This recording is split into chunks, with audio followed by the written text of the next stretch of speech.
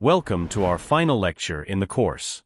Over the past modules, we've explored how to manage difficult people in both professional and personal relationships, build emotional intelligence, and practice self-care to avoid burnout. This lecture will serve as a final review of the key concepts we've covered, and will focus on practical tips to help you apply everything you've learned.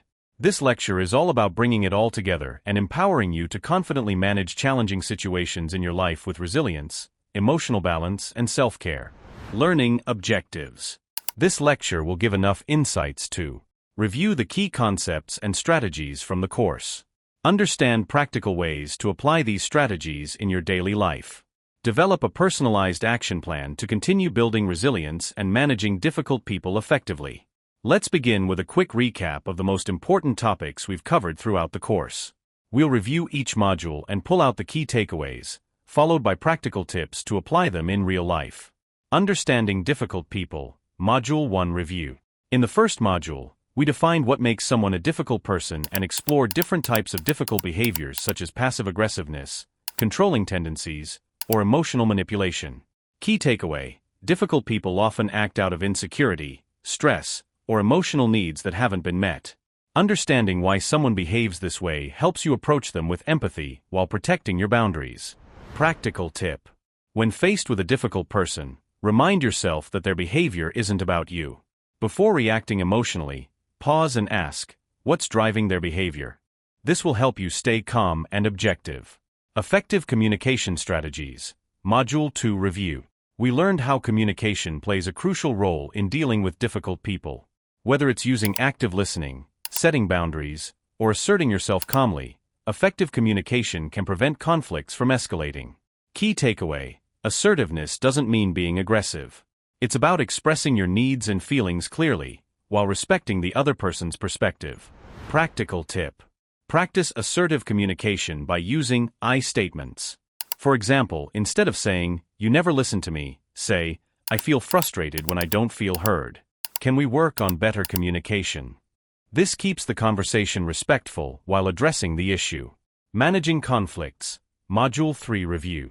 Conflict is inevitable, especially when dealing with difficult people. But the key is learning how to manage conflict in a way that leads to resolution rather than escalation.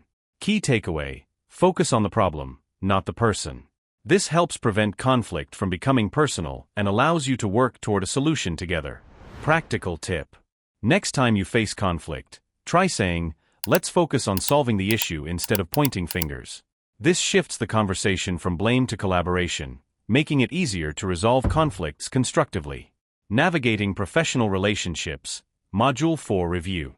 In this module, we explored how to manage difficult bosses, coworkers, and clients. We emphasized the importance of maintaining professionalism, setting clear boundaries, and managing up. Key takeaway: managing up, communicating proactively, and understanding your boss's needs can help you improve your relationship with a difficult boss and make your work life easier. Practical tip: send your boss regular updates on your work progress before they ask. This builds trust and reduces micromanagement, as your boss will feel more confident in your ability to handle tasks independently. Personal relationships and difficult people, Module 5 Review. Managing difficult family members, friends, and romantic partners requires a different approach. These relationships tend to be more emotionally charged, which means boundaries and emotional intelligence play an even bigger role. Key takeaway: in personal relationships, setting boundaries doesn't mean pushing people away. It means creating space to protect your emotional well-being while maintaining the relationship. Practical tip: if a family member or friend regularly oversteps your boundaries, practice saying, "I care about our relationship, but I need some space right now. Let's revisit this later." This shows that you value the relationship while protecting your emotional health. Building resilience, Module 6 Review. We wrapped up the course by focusing on emotional intelligence, resilience, and self-care. These tools help you bounce back from setbacks, manage stress, and stay emotionally balanced over time. Key takeaway: resilience isn't about avoiding stress, it's about recovering from it. Building resilience allows you to face life's challenges with confidence and strength. Practical tip: when you're feeling overwhelmed, pause and ask yourself, what's one small thing I can do right now to recharge? Whether it's a 5-minute walk, a deep breathing exercise, or a quick chat with a supportive friend, Small acts of self-care make a big difference in building resilience. Final practical tips for everyday life. Now that we've reviewed the major concepts, let's look at practical tips to incorporate these strategies into your daily life. Practice self-awareness daily. Take a few minutes each day to check in with yourself. Ask, how am I feeling today, and what triggered this emotion? Self-awareness helps you recognize when you're getting stressed or upset, so you can manage your emotions before they spiral. Set boundaries early. Don't wait until you're overwhelmed to set boundaries. Whether at work or in personal relationships, be clear about your limits from the start. This prevents burnout and preserves your energy for what matters most. Build a support network. Make sure you have a group of supportive friends, family, or colleagues you can lean on when times get tough. Surrounding yourself with positive people helps you stay resilient and keeps you grounded during difficult moments. Focus on what you can control. Difficult people or situations can often make us feel powerless. Focus on the things within your control, that is your reactions, your boundaries, and your well-being. Letting go of what you can't control reduces stress and helps you stay centered. Practice gratitude. In the midst of challenges, it's easy to focus on the negative. Start each day by reflecting on something you're grateful for. Gratitude shifts your mindset and helps you stay positive, even when things are tough. Story illustration. To close, let's revisit a story about a man named John, who worked for a demanding boss.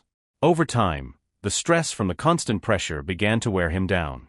Instead of letting himself reach burnout, John decided to take small steps toward self-care. He set clear boundaries at work, stopped responding to non-urgent emails after hours, and made time for his hobbies. He also started using mindfulness techniques to manage his stress. These small actions helped John regain his energy and ultimately improve his relationship with his boss. Moral of the story: John's story shows how prioritizing self-care and setting boundaries can prevent burnout and improve difficult relationships. Taking small, consistent steps can lead to big changes. Follow-up assignments. Write down 3 personal goals for improving how you handle difficult people and situations. Create an action plan for how you'll apply these goals in your daily life over the next month. Reflect on a challenging relationship, whether it's with a boss, coworker, friend, or family member. Write a 1-page plan for how you can apply communication strategies, boundary setting, or self-care to improve that relationship. Closing remarks. Congratulations! You've completed the course on managing difficult people and building resilience. I hope you leave today with practical tools to navigate challenging relationships, manage conflict, and protect your well-being. Remember, resilience is a journey, not a destination. Keep practicing emotional intelligence, self-care, and assertive communication, and you'll find that dealing with difficult people becomes easier over time. Thank you for your dedication, and best of luck as you continue to grow and thrive.